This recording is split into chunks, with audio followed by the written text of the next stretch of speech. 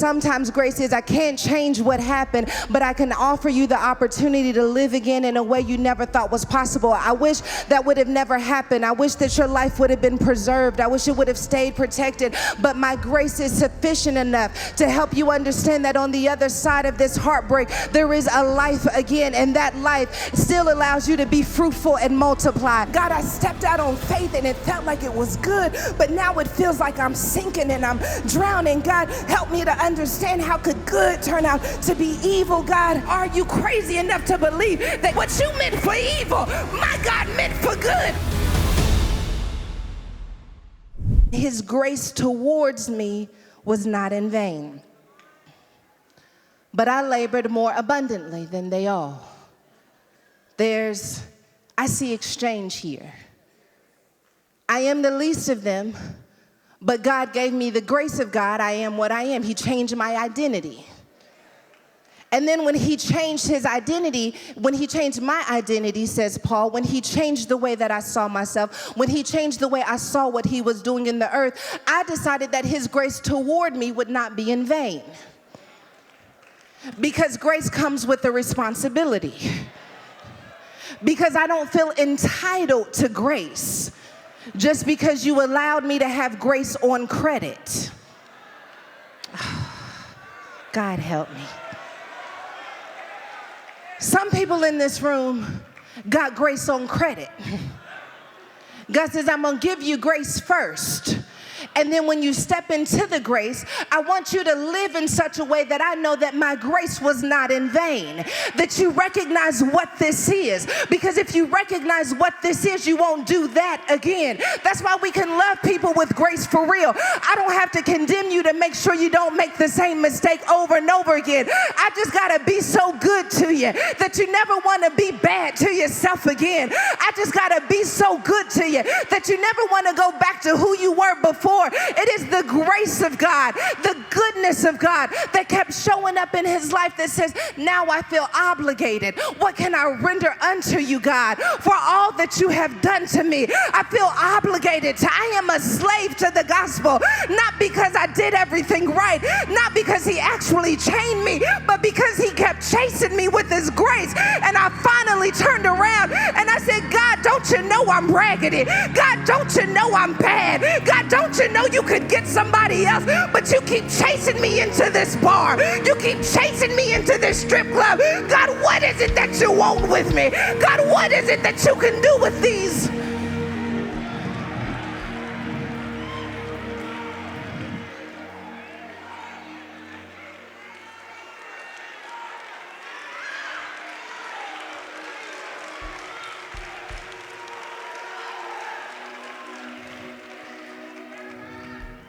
Hallelujah. 2 Corinthians chapter 10, verse 9.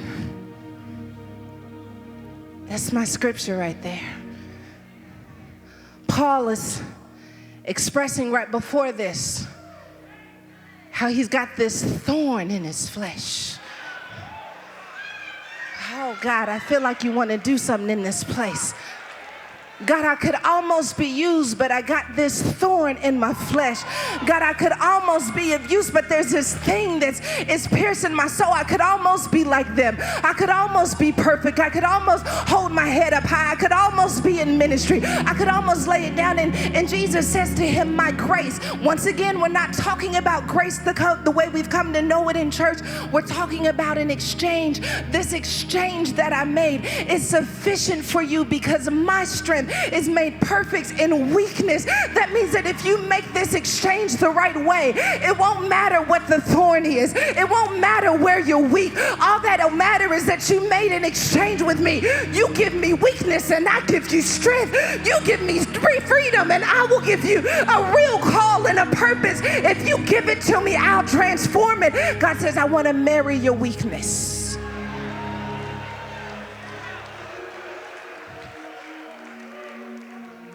Put it back on the screen for me. I want you to give me your weakness. I want you to give it to me. Don't give it to them. See, the reason that most of us end up with our hearts broken It's because we were giving our weakness to other weak people. And we were hoping that if I give you my weakness, I'll finally feel strong. But Jesus says the reason why you needed him to walk away, the reason why you needed her to disappoint you, is because you wanted her to do what only I could do. You wanted the job to be what only I could be. You wanted the check to do what only I can do. And that's why you're rich and still upset. And that's why you drugged out and still ain't got no peace. There is no drug greater than my grace. There ain't a drink on earth that can make you strong in the area you've been weak. It can help you forget. It can help you walk away. But if you want to be strong for real, you got to take that weakness and say, God, here I am, Lord. Here I am with my weak self. Here I am with my broke self. Here I am with my shattered self. The moment they call me, I go running out the door. I don't want to be weak anymore. I don't want to be weak like this anymore. This weakness is messing up my destiny. This weakness is messing up my family. This weakness is changing the way I see myself. This weakness is about to keep me from being who you've called me to be. You got to go to war with your weakness, because your weakness gonna mess you up. But when you decide that I won't let a weak thing keep me from a God thing,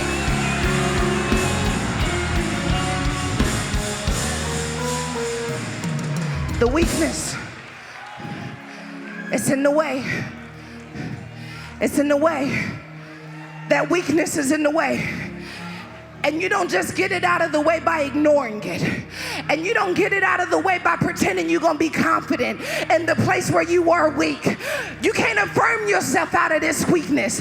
You can't post yourself out of this weakness. The only thing you can do with a weakness is yoke it up to something stronger than the area where you're weak. His name is Jesus. Oh God, I didn't got his name.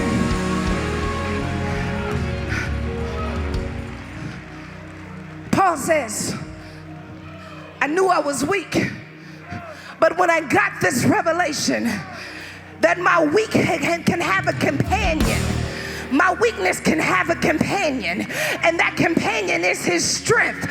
When I got that revelation, I did something crazy. I started boasting in my infirmities, because the more I boast about it, the more he breathes on it, and the more he breathes on it, the power of God rests upon me. His strength was made perfect in the place where I experienced hell. You standing in evidence. Oh God, that's not my message. And I'm trying to calm down. But I just gotta let you know that you standing in the room where hell tried to attack me. You standing in the room where hell said, I'ma get her pregnant so she never opens her mouth. At 13 years old, I'ma put her in a room and tell her you'll never have access to the gift of God you see in everybody else. And heaven said, one day she gonna give me all that hell she went through. Okay, hold on. I'm sorry.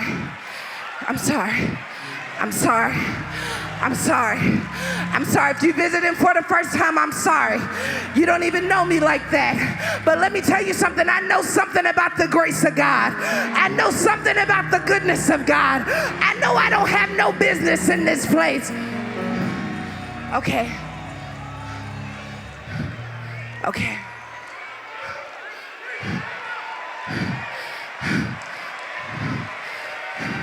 I'm gonna boast in my infirmities, that the power of Christ may rest upon me. I'm not going to whisper about these infirmities. I'm not going to ignore these infirmities.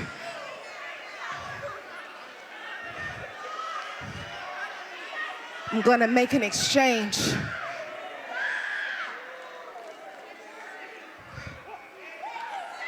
I give God my weakness, my doubt, my insecurity, my need to perform. I want your weakness.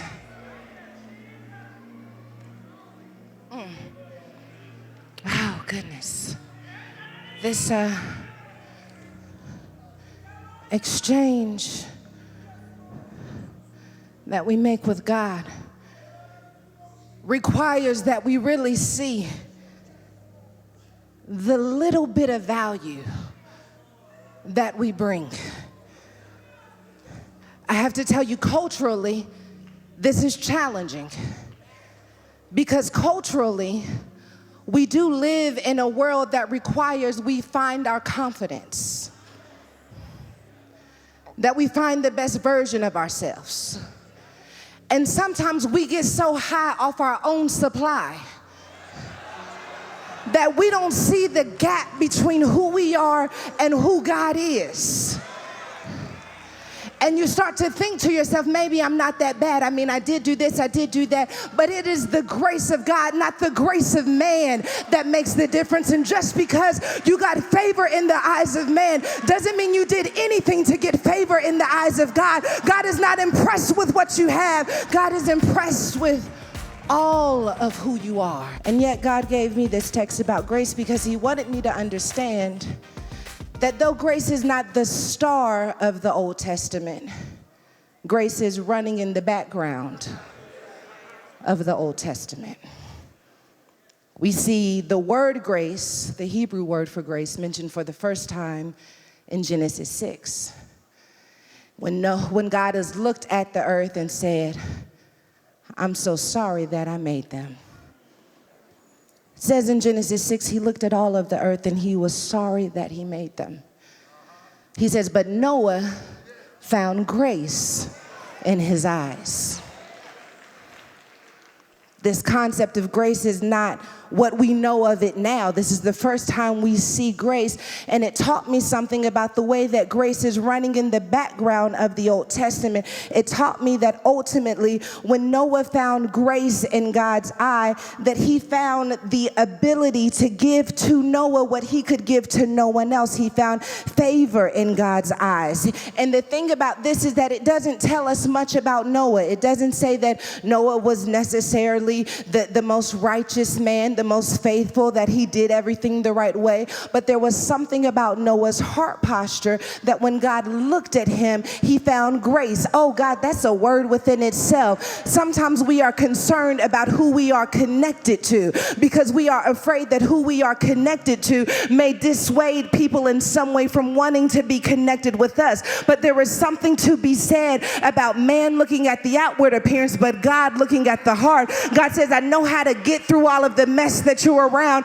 to see the virtue and the favor that is still down on the inside of you. How did God decipher that Noah was the one? Because Noah understood something about God that other people didn't. It says that Noah found favor in God's eyes.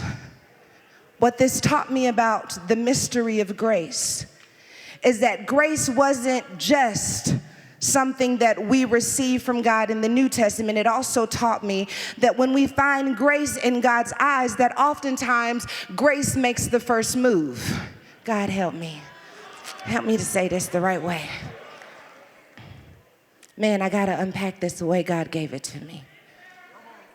When Noah finds grace in God's eyes, he gives Noah a download about what is to come. This helped me to understand that too often we see grace as a one-off.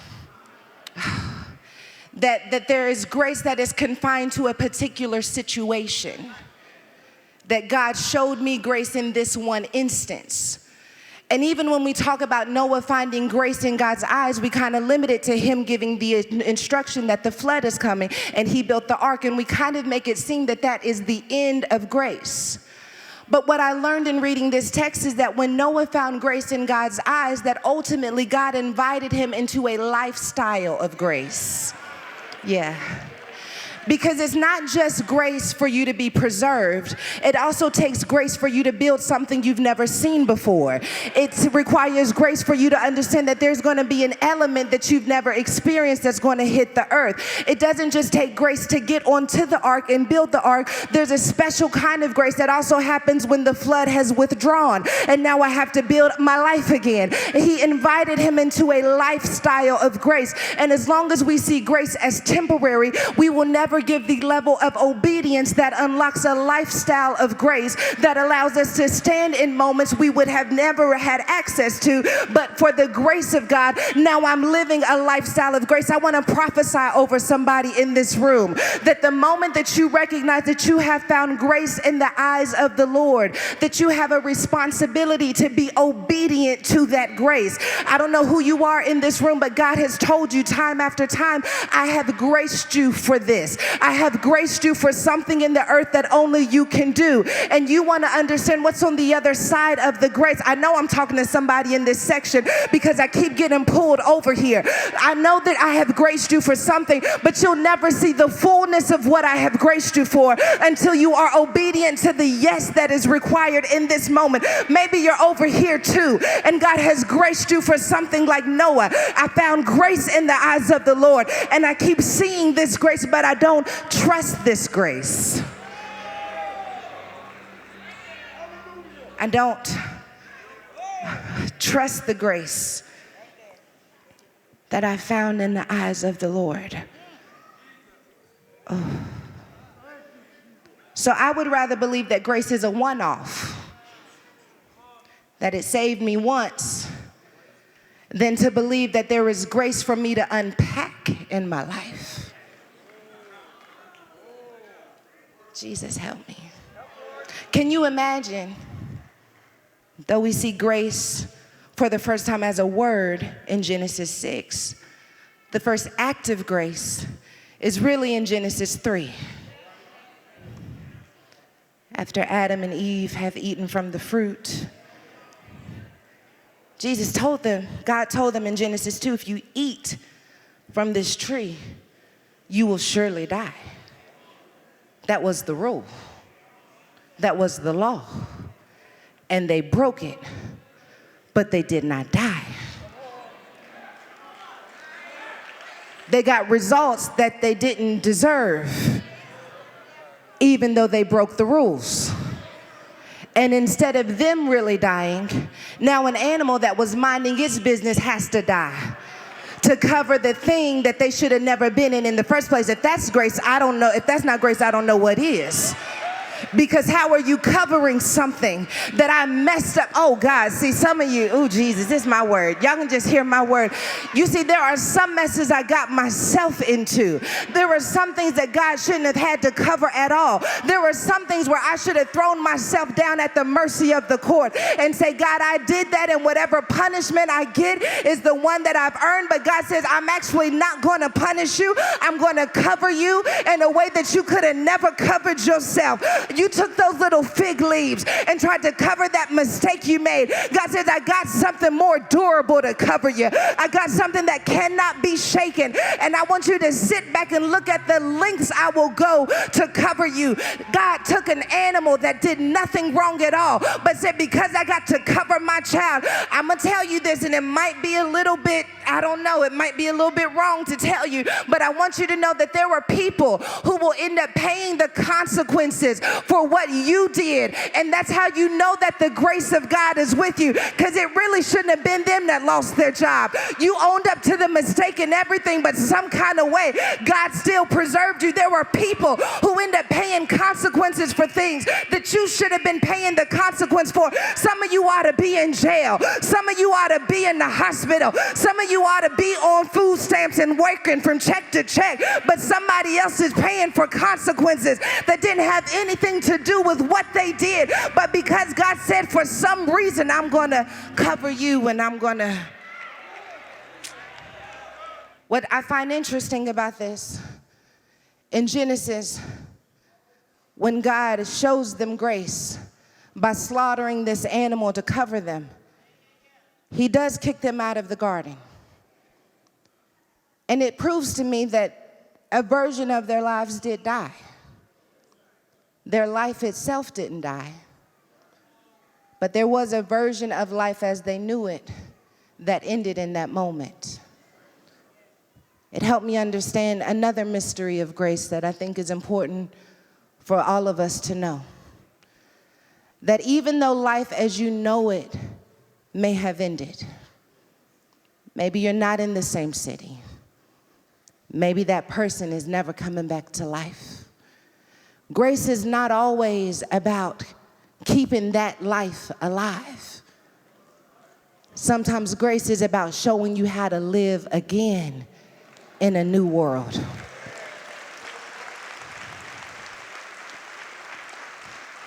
Their life didn't end the way that it should have, but God paves the way for them to experience life again. That's grace too. Is that you can have joy again, that you can have peace again. Not that the situation goes back to being what it was, but sometimes grace is I can't change what happened, but I can offer you the opportunity to live again in a way you never thought was possible. I wish that would have never happened. I wish that your life would have been preserved. I wish it would have stayed protected, but my grace is sufficient enough to help you understand that on the other side of this heartbreak, there is a life again, and that life still allows you to be fruitful and multiply, and that life still allows you to have dominion. I got a plan, and this is why we've got to acknowledge that grace does exist in the Old Testament, because Jesus was the lamb slain before the foundation of the world, which means that even in Genesis and even through all of the Old Testament, when we see God giving chance after chance after chance, that what we're really seeing is him setting up a template of grace where you don't always do the right thing and you don't always get the right yeses, but because I so believe in who you can become, I'm going to show you that there's life after mistakes.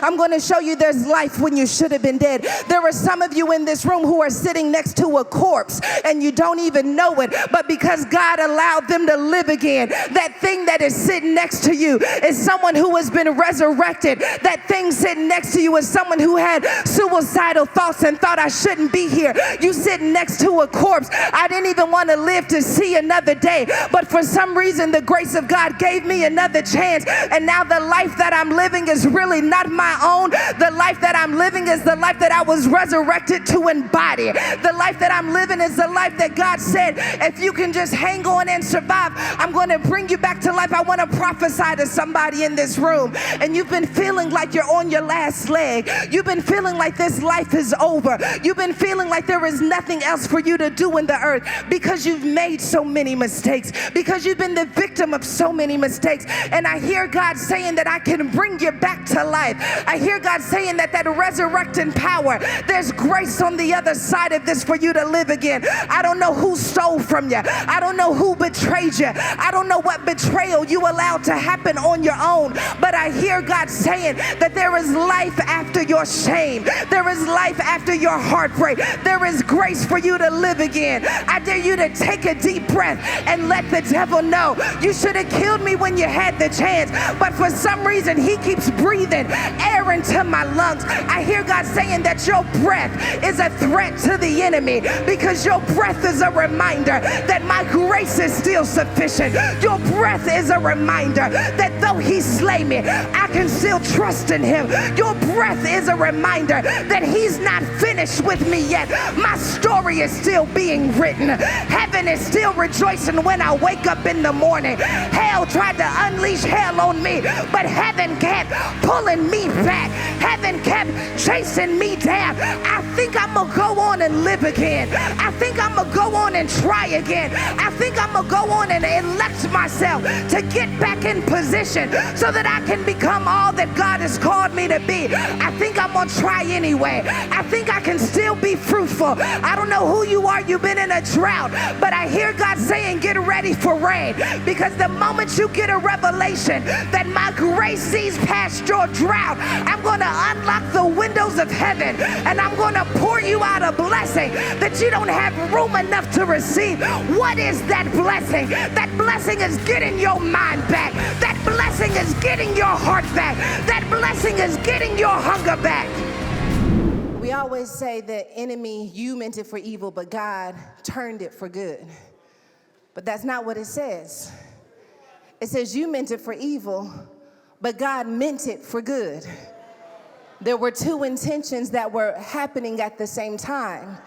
So when we say that God turned it, it makes it seem like it did start off evil, but then God turned it around. No. Genesis 50:20 actually points out that it's not that God turned it. It's just all while they thought it was evil, I actually thought it was good. I'm reminded of Jesus on the cross when he said, "Forgive me, Father, for they know not what they do." They think that they're doing something that's good, but I actually know that it's going to be even better, because when you get finished with it, they think it's evil, but when you get finished, they're going to see that it was actually good. There is something powerful about knowing that there are two intentions moving at the same time. And so I want to know, Potter's House, which narrative are you going to buy into? Are you going to buy into the narrative that that they meant it for evil, and there's a period on what they meant for evil, and that if God's going to change it, he's going to have to turn it? Or are you crazy enough to believe that God doesn't even have to turn it? That even, oh God, I feel like I know you mean one thing, but God means another thing. So you can keep your intentions. God doesn't have to change it. You can mean it for evil. God still means it for good. You can talk about me all you want to, but God still means it for good. I didn't have to get the job. It felt like it was evil that I didn't get the job, but God must have meant it for good. It felt like it was tragic that I went through the breakdown, but God meant it for good. I got to hang on to this truth that God meant it for good, because my mind is trying to convince me that God meant it for evil, or that God was not in it at all. But I am reminded, because of who he is, that he knows how to allow the wheat and the tare to grow up at the same time. And it is not until harvest season where the threshing floor will make the difference. The threshing floor is when we will separate what you meant for evil, my God meant for good. You thought I was going to stumble, but God says I'm going to pick you up. You thought it would kill me, but God says I know CPR. You're right, it took me out, but he's got resurrecting power. You meant it for evil.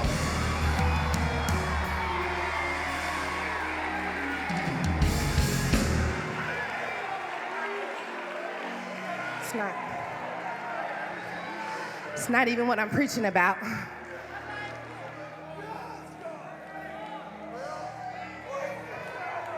What's up?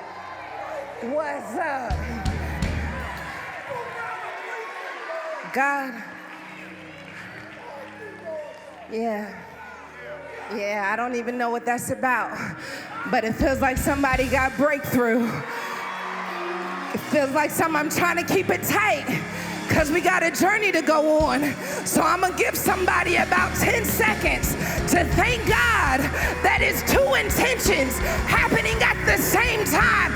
You're right, it's evil, but God said you're also right, it's going to be good. You're right that it's terrible, but it's also going to be good. You're right that it's painful, but it's also going to be purposeful. I got two things working at the same time.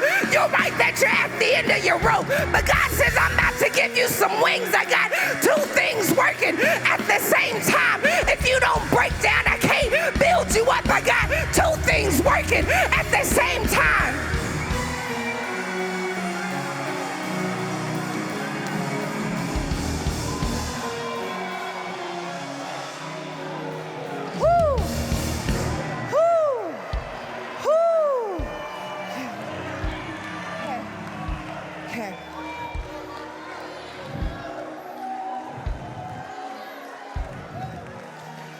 What happens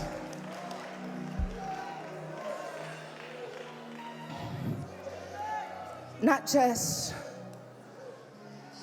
when God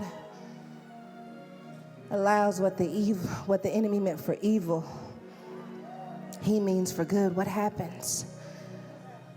Not when evil turns out to be good.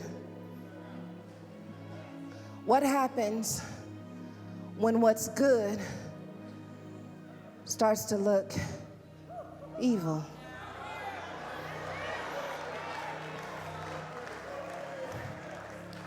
What happens when it felt like God was in it, God was on it, I know he was in it. How could it be that it could start off this good and end up looking this evil? Told the truth, but now everything's on the line. I thought it was good. This is why he didn't want us to have the knowledge of good and evil, because now what was good has evil consequences. What was good has a consequence that makes me feel like maybe I should have kept it to myself. Maybe I should have just stayed. Maybe I should have never moved. Maybe I should have never trusted. Maybe I should have never did the therapy. Maybe I should have never spoken up. It started off good. My heart was in the right place. I knew that God was in it. I knew that he was going to see me through. God, I stepped out on faith and it felt like it was good, but now it feels like I'm sinking and I'm drowning. God, help me to understand, how could good turn out to be evil? God, you told me you'd bring my people to me, and now my people are walking away from me. God, you told me that you would prepare a table for me in the presence of my enemies, but now I'm hungry and I'm starving and I see my enemies eating. God, how is it possible that it started off good?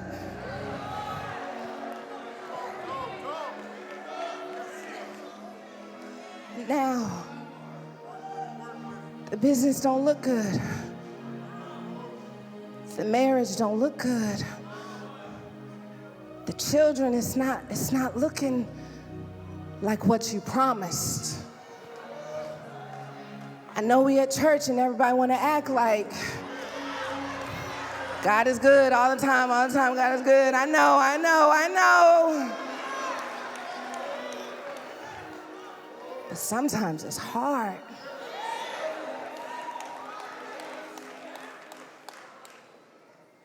I'm reminded of the widow in 1 Kings 17, who is preparing to die with her son. They're in a drought. She's down to her last as it relates to food. And God sends a prophet. He sends the prophet Elijah. And Elijah says, go grab me a drink. And she does that. And he says, also, get me some bread. And she says, actually, I only have enough for one cake.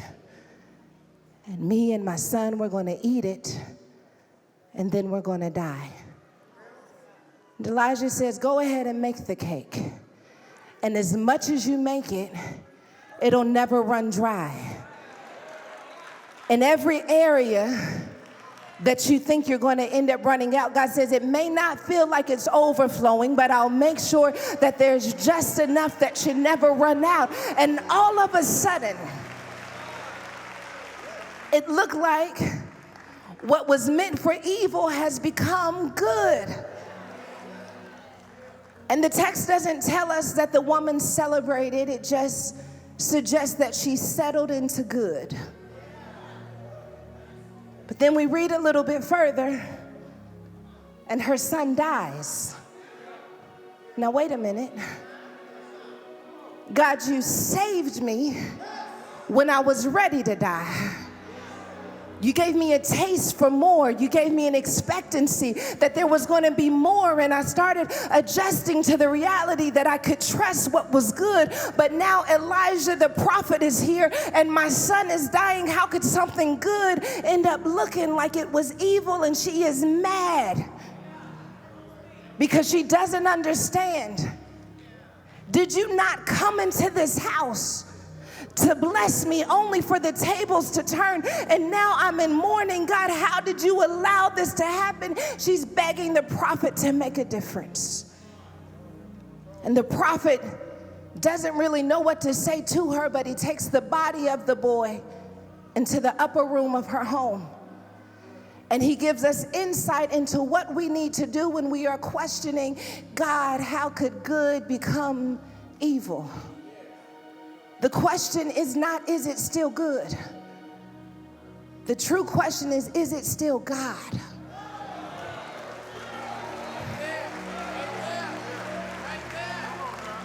Because I cannot trust the knowledge that I have of good and evil, sometimes I can't ask God, is it good? God, is it evil? Because my definition and your definition may be two different things. So maybe what I need to be asking instead is, God, are you still in it?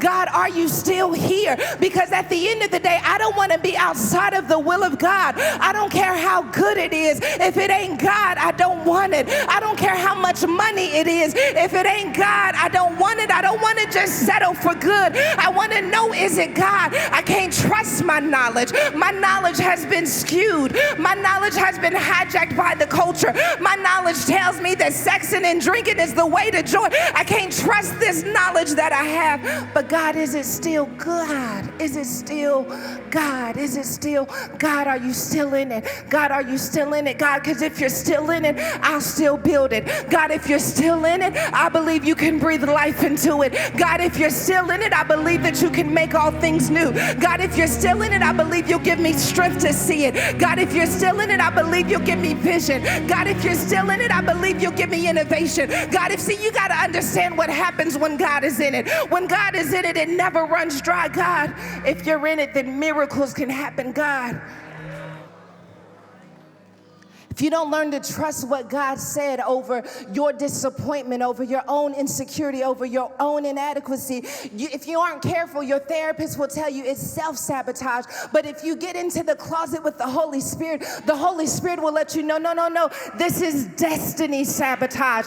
If you were just sabotaging yourself, we know that you would sacrifice you, because we've seen you sacrifice your own needs, your own will, your own dreams for everyone else before. Some of you are willing to lay down on the altar of self-sabotage, but God told me I needed to add some gravity to this to let you understand that this is destiny sabotage, that this is the destiny that God has for your life. This is the destiny that only God says you can fulfill. So if you don't learn to receive it, your destiny is on the line.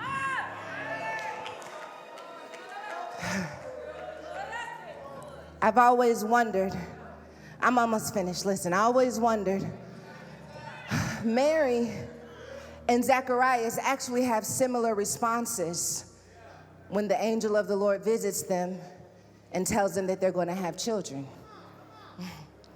When the angel of the Lord visits Mary, Mary says, "How can this be? Because I have not known a man." Zacharias doesn't quite say, how can this be, but he questions it too. But Zacharias ends up mute when he questions God. And Mary ends up free. The difference between what they asked, though, is Mary said, "How can this be?" And Zacharias says, "How can I know this?" One is about technicality.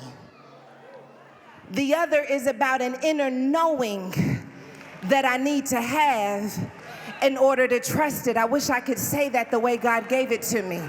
Zacharias wants to know, how do I turn a word into a knowing? How do I take a prophecy into a knowing? How do I walk this thing out with confidence? How do I do it with certainty? Mary just wants to know, how are you going to do it? Zacharias says, I want to know this thing in my soul. I want to know it. Does anybody want to know in this room? I want to know that no weapon formed against me will prosper. I don't want to be afraid every time I see a weapon. I don't want to be afraid anytime I feel like I'm losing. I want to know that you're faithful. I want to know that you're righteous. I want to know that you are a deliverer. I want to know that you got that child. I want to know that you got that marriage. I want to know that you have that business. I don't want to just have a feeling. I want to know down in my soul, because who I am when I have a knowing is different than who I am when I'm sitting on the fence wondering. When I walk with a knowing, it doesn't matter what anyone says about it, because I have a knowing that God is not a man that he shall lie. I'm not talking about something that God told me he might do. I'm not talking about something that God says maybe we'll see, maybe we won't. When God gives me a word, I want to possess that word. I want to take that word and I want to work that word with confidence and power and strategy and innovation, because I know if I do my part, that God says the rest of it is already taken care of. I want to talk to somebody who's been walking around second guessing what God said, trying to understand. How can I know this thing? And I want you to know. You got to know it. When we get into our text, Zacharias has come to the point where it is time for him to name John. We're in Luke 1:57. Elizabeth has given birth, and he's seen at least 10 months of God taking a word and turning it into something tangible. He's still mute. She gives birth, though, and he's still mute. So it wasn't just about when she gave birth, then he would finally be able to speak again. He's still mute. This moment in the text is when he goes from being mute and able to speak again. And I recognize that part of the reason why this moment matters so much, this moment where he must confirm what John's name will be, it matters so much because he has to make sure that that word that has been concentrated, that word that received depth, that word that was perfected in him over time, we got to make sure that when it's time for him to actually release it into the world, when it's time for him to release it into his community, that he doesn't shrink it in order to fit in, that he doesn't get so prideful that he starts saying, well, I made it to this side, now I'll take over. No, I got to make sure that you stay mute long enough to make sure that when you open your mouth reflects what I said. That when you release your gift, that gift reflects what I said. I know some of you have been waiting to be discovered for so long, and you've been wondering, God, why is it that my voice has been silent? Why is it that I'm not the one who is out there doing it? And I see other people doing it, but I hear God saying, because I got to make sure that when I release you, that you release what I gave you and not what you wanted it to be. That you release what I gave you and not what they said it should be. That you release what I gave you and not what your mama said it should be and not what your cousin said it should be. I want to make sure that you don't lose what I gave you when it's time for it to be released. And it is important that Zacharias does this well, because Zacharias is John's forerunner. Somebody ought to preach this for Father's Day.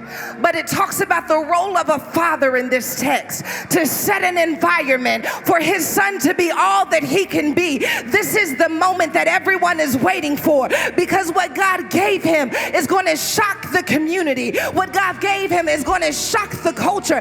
And if he doesn't set an atmosphere for his son to step into it, he's going to make it harder on his son than it has to be. But because he has decided that I'm going to do what God told me to do, he didn't even realize that his obedience was going to pave the way for his son to not have to work as hard as he had to work for. I want to talk to somebody who needs to understand that it's bigger than you, who needs to understand that the generations are coming after you. It is not just about you and your mouth and your praise. It's about the generations that are coming up behind you. Oh God, when I was studying this text, God told me, trying to stop hollering, God told me that Zacharias had to get to a place of knowing. He had to get to a place of being solid and steadfast. Because what John was going to do in the earth would be foreign and unknown. He would look like a wild man to everyone else. And if he didn't come to a place of knowing, he could not allow John to invade the earth with the unknown. God, help me to say this. You got to know it. Because when it comes out of you, it's going to look foreign. It's going to look unknown. It's going to look strange. It's going to look weird. And if you don't know it, then somebody will mess around and say you don't deserve it. If you don't know it, then someone could convince you that there's no space for it. But when you know that you know that you know, it doesn't matter what happens. It may be unknown to you, but it is known to me. It may be unknown to you that I would be up here, but it is known to me because God placed a knowing down in my spirit. Everyone else can be surprised when the baby graduates. I'm not going to be surprised because God told me that when that baby was in kindergarten, that baby was going to make it to the other side. Everyone else can be surprised that I made it to the other side with my mind, but I'm not surprised because God gave me a knowing. God told me I'm going to call you into the unknown, and it's going to look weird to everyone on the outside looking in, but it's not going to be weird to you because you're going to have a deposit of what is known about you. I hear God saying, I'm not surprised that came out. Oh, God. Everybody else was surprised. But God, John, Zacharias, and Elizabeth were not surprised because they had been in the secret place. They had learned to get still enough with the word that God gave them that even though it shocked everyone else, it was right on schedule for them. They didn't know that God had already named this child before the child took its first breath, that God had already named that business before you had the first employee, that God had already named that house before you even applied for the loan, that God had already named that deal before they even came up to you and presented it to you. And everyone else could be surprised, but I knew it was coming. I know we don't like to preach about prideful messages, and this isn't about pride. This is about a knowing. I hear God saying, let it catch everyone else by surprise, but you stand by and you see the salvation of the Lord because I knew it was coming. I knew you were going to do it. I knew it was going to come through. I knew you were going to release me. I knew you had a place for me. I know better than to believe that my last days are going to be worse than my former days. I know better than to believe that this evil is going to